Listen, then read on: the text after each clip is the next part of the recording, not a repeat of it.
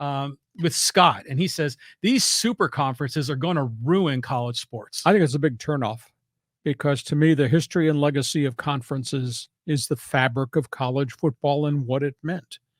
And now it has been shredded apart.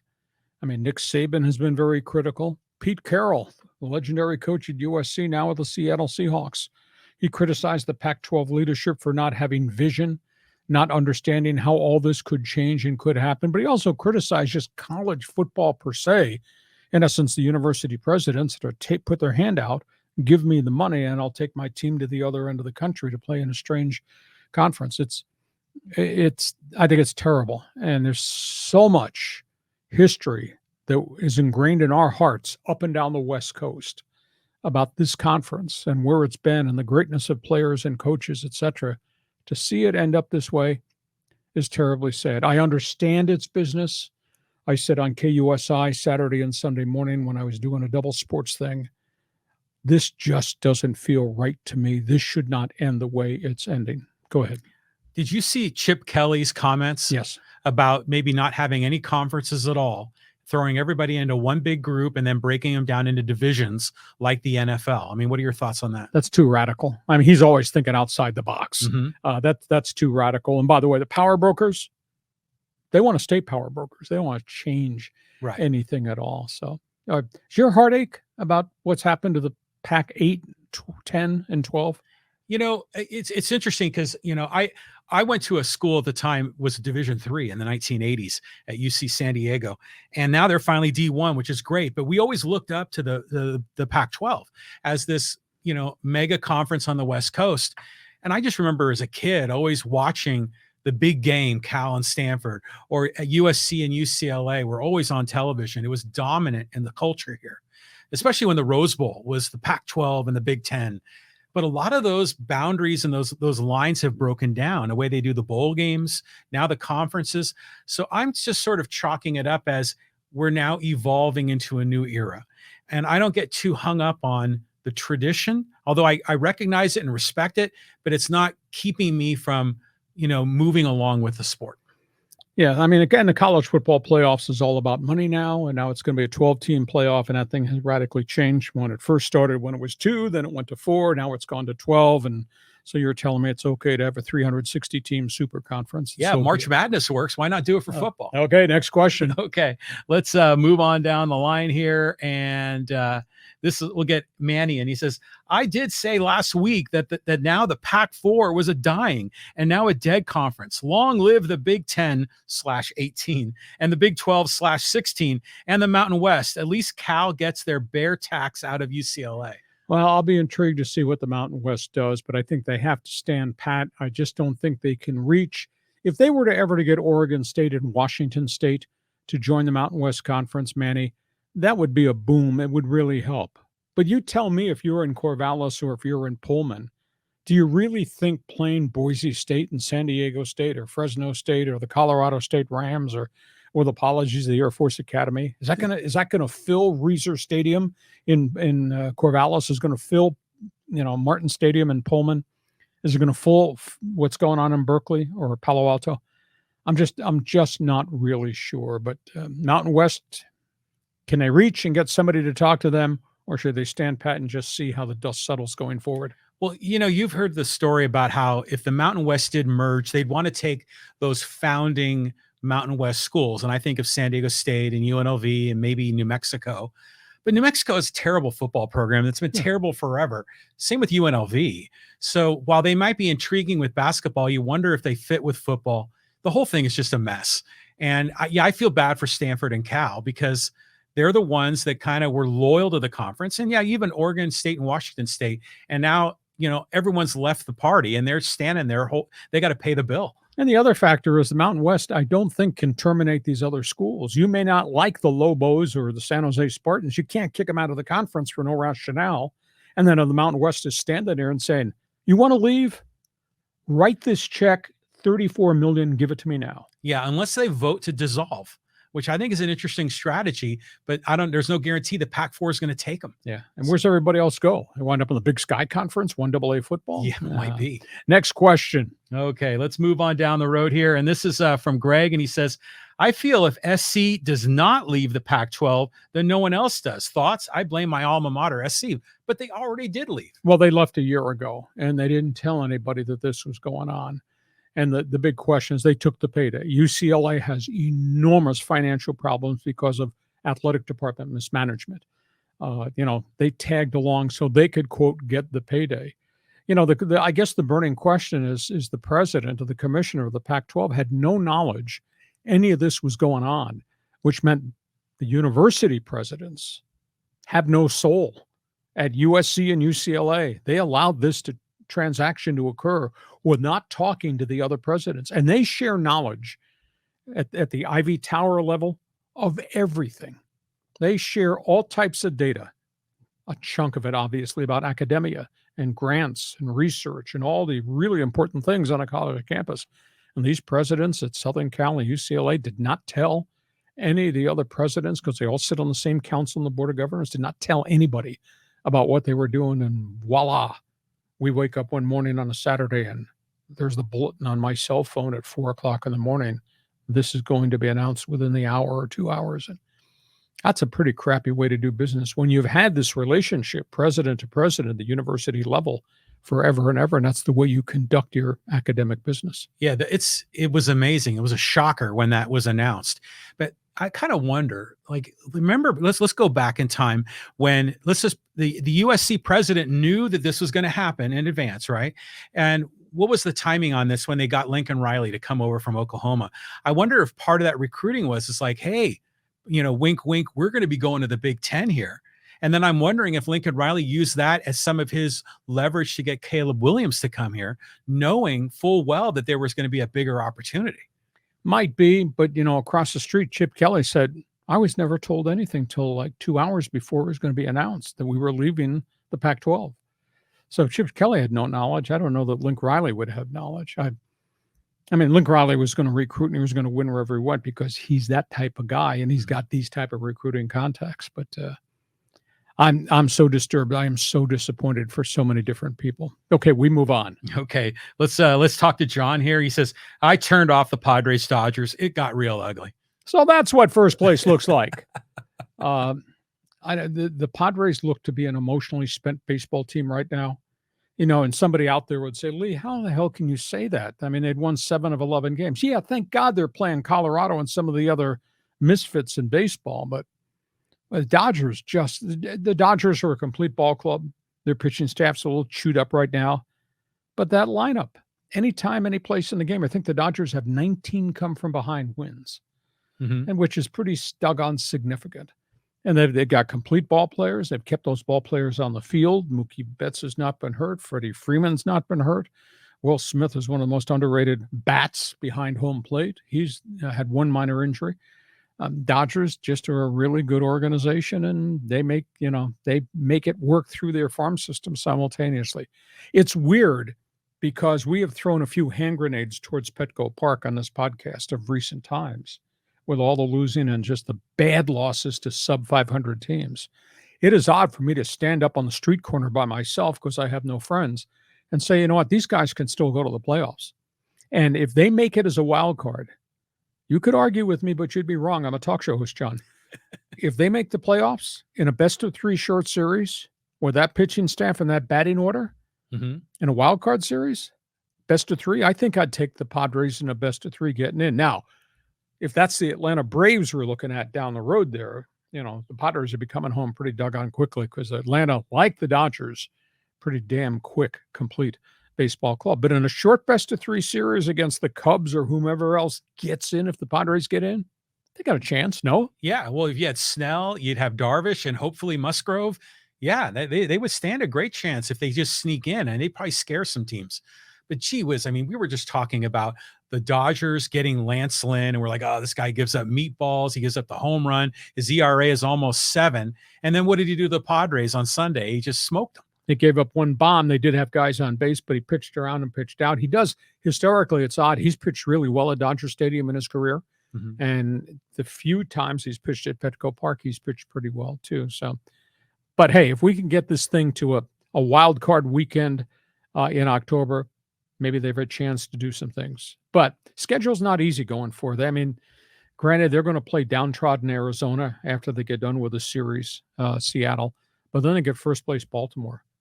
Baltimore, the Orioles have the best record in the American League. Baltimore, can you believe that? Wow. I mean, you have to go way back in the day when they were a dominant team. And that's not Cal Ripken's roster either, by the way. No, it's not. I mean, it's unbelievable. So, all right, we move on. Next question. We move Fans on. Forum. This is from Trayvon, and he says, I now live just outside of Boulder and can't wait to continue with all rivalry with Nebraska. Go Buffs. Nebraska. Did they move back to the Big 12? Did I miss something while I was? There's been so much flurry of activity, but no, Nebraska's in the Big 10. Yeah, more or less. Yeah. Yeah.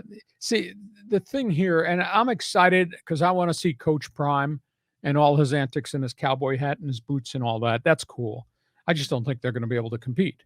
And I think they would have gotten their brains blown out in the Pac-12, and I think that they're going to pay a price going to the Big 12. But from a marketing standpoint, that's sexy. But that being said, Trevin, let's be realistic. This is not Bill McCartney's Big 12 when CU was really special. Rashawn Salam and Salonisi and all those great players. This is not the Big 12. There is no Nebraska, which was elite at that point in time. There is no Oklahoma. There is no Texas A&M.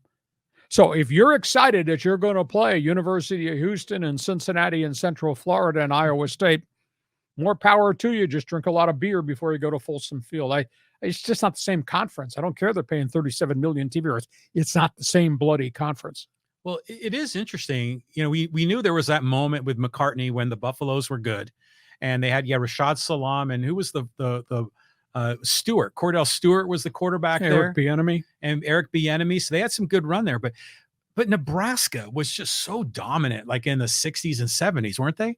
And what happened to that program? They fell off a cliff. They fired their coach, Frank Solich, who, by the way, went to my alma mater. He's from Cleveland, went to Ohio University, and he resurrected the Bobcats and did a great job till his health got really bad just 2 years ago and was forced into retirement. But Solich, I think, went 9-3. And the big cigars, this can't be the way Cornhusker football operates. They fired him. And Really? they have not been the same since. And they've gone through all these different coaches, and we got to have a Cornhusker be head coach. And they brought back Scott Frost, the former quarterback, and that fell flat on their face. So, I mean, they've gone through some really bad times, and they don't recruit nationally. They don't recruit speed from Florida. Mm-hmm. And that I think because of the changing and the evolution of what's gone on in the Lone Star State in Texas, I don't think they're hauling an awful lot of guys out of Texas now. So, and then they go to this other conference.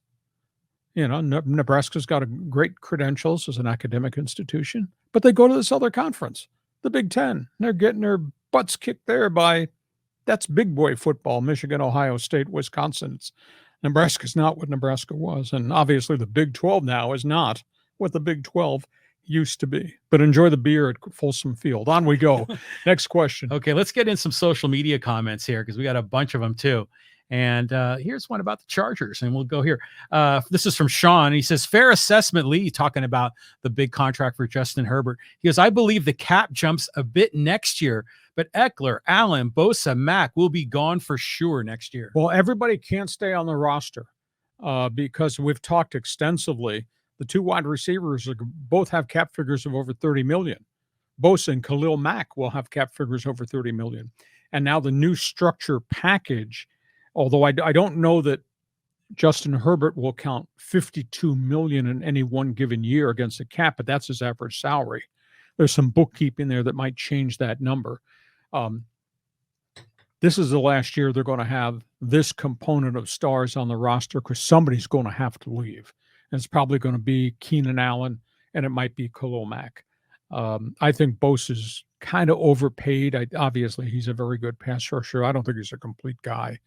So this 17 games, this will be the final time we'll probably see collectively this roster put together. And then you got the Eckler free agency, which is part of the equation too, because he's walking around with a scowl on his face about the fact he had to fight to get a decent payday, considering how integral a player he's been to the success of the offense. So I just such great regard with Justin Herbert and what Eckler's a self-made man, and Keenan Allen came out of Cal with knee problems, and 10 years later, he's still a star in the league. And we obviously know what some of these other young guys can do. So let's enjoy it. I tell people all the time, I hope Justin Herbert goes 17-0, but I hope Dean Spanos goes 0-17. And I'll be going to see my psychiatrist probably on Monday about that.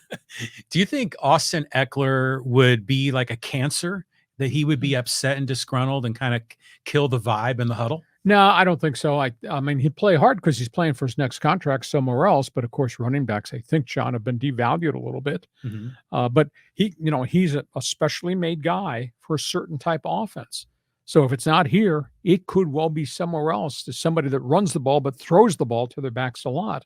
Now, whether he's going to get 10 or 12 million going forward, I don't know that anybody else aside from Christian McCaffrey, who's the most complete, biggest running back out there, is ever going to get the kind of money. I mean, CMC is getting 16 million a year in San Francisco, wow. But you look at how he plays and what he does, he's pretty phenomenal. But obviously, running back in Tennessee, Derrick Henry is not going to get 10 going forward. Ezekiel Elliott still does not have a job, and he's only 28 or 29. Is he used up? Dalvin Cook has not yet signed, though we think he's going to the Jets, but that's going to be at a discount. He's not getting what he got with the Vikings. So the position has changed. But Eckler's a good guy. He's become a spokesman. I mean, he tells people what he thinks, but he's still such a really great player. You don't put up the kind of numbers that he's put up at his size without being some type of spectacular individual. Where did he go to school? Mesa Western in Colorado, Division II. Yeah, exactly. I mean, he's, like you say, he's a self-made guy. Yeah, they're gems. You can find these guys. These guys are everywhere. Way back in the day, and this is why the Pittsburgh Steelers got good. They had a guy that was a former sports writer, was a scout, became a scout. His name was Bill Nunn. He's in the Hall of Fame. Bill Nunn went to Chuck Noll and said, I'm going to fly to all these black colleges in the Deep South, the SWAC schools, Southwestern Athletic Conference, and we're going to find these guys, because nobody else at that point in time was recruiting them.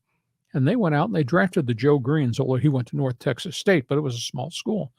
And he went out and he found all these great players at the black colleges. And then suddenly everybody else started to go in there.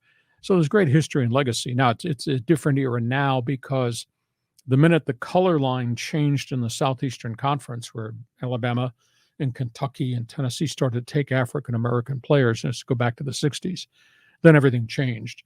And then suddenly the Jackson States, where Walter Payton played, and these other places weren't getting the marquee players, because the marquee players couldn't get into SEC schools.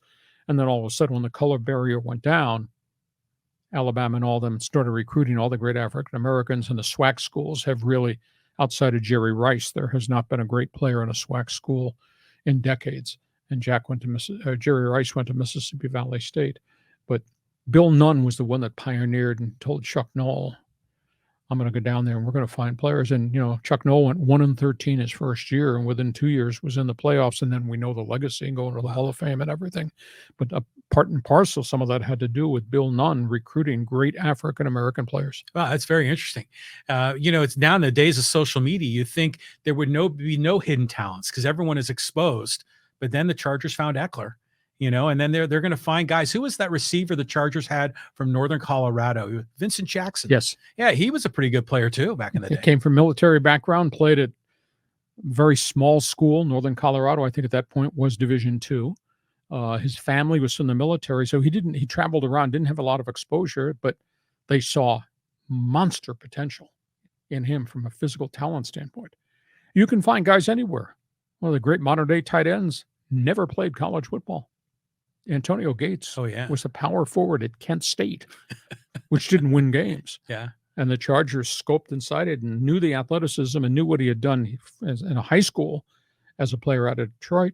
And voila, probably a Hall of Fame tight end somewhere down the road. Yeah. You can find them. They're guys everywhere. That's awesome. Okay, a couple more here on social media. All right, we got an Aztec comment here. And this is talking about the ticket sales going down about 5,000.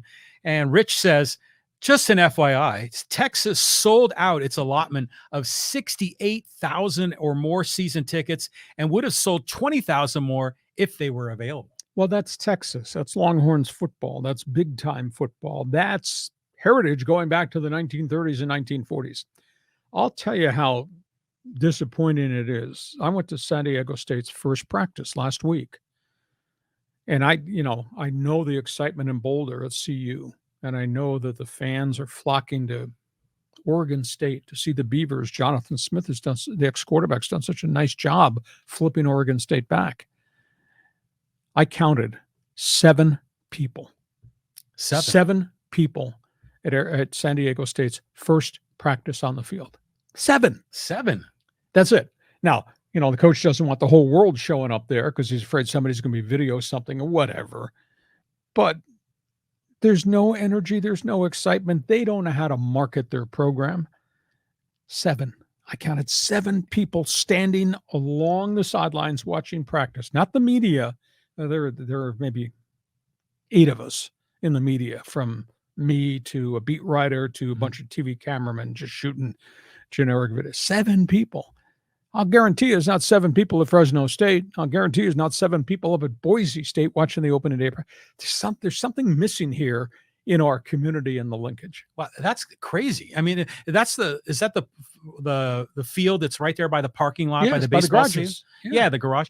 That's incredible, because you think that there would be students. Now, granted, it's summer, but you still think there'd be students watching, some fans. But I just think that 2-year window when they were gone has just taken the air out of the room. So hopefully they can rebuild this thing, because boy, if they can win at Snapdragon, I think it can be a very successful program. It's a great stadium. They did a phenomenal job getting it built on time and at cost. But you're talking to somebody. I did Aztec football for a bunch of years. I did it during the Marshall Faulk era. And people in San Diego will remember that era when they were in the shootouts with BYU. And they tied SC here, 31-31. And they had the massive tie game with Brigham Young, the Ty Detmer 51-51 game. They were drawing 48 to 50,000 for home games in the Marshall Faulk era. Oh, yeah. And it's all gone away, to the point I stood there and I was flabbergasted. I counted 7 people watching the first day of practice. Now, on Saturday night, they're going to have their first summer scrimmage at Snapdragon. So they'll draw 3,000, 5,000. Not drawing that at Boulder, I'll guarantee you that, for the black and gold scrimmage. Yeah, I mean, usually, when Oklahoma and these other schools have their scrimmage, it's like must see, and people flock out there. Now, granted, if you live in Oklahoma or you live in Lincoln, Nebraska, there's nothing else to do. I mean, so that becomes the thing. But yeah, it's tough. I mean, for the Aztecs. But I remember when Marshall Faulk, I went to the game where they played Miami. Back then, I guess it was Jack Murphy, before it was even Qualcomm. What a great atmosphere that was. And just didn't work out, though. Yeah, the whole place was electric. He was there for 3 years and did some phenomenal things and got a first-round draft pick out of it and had a really great career as an NFL running back. And then San Diego State they lost the energy and they fell off the map. And that's a long time ago. That was the 1990s. My goodness, that's almost 30 years removed. We're still mad at Lee Corso. Yeah, I'm sure you probably are.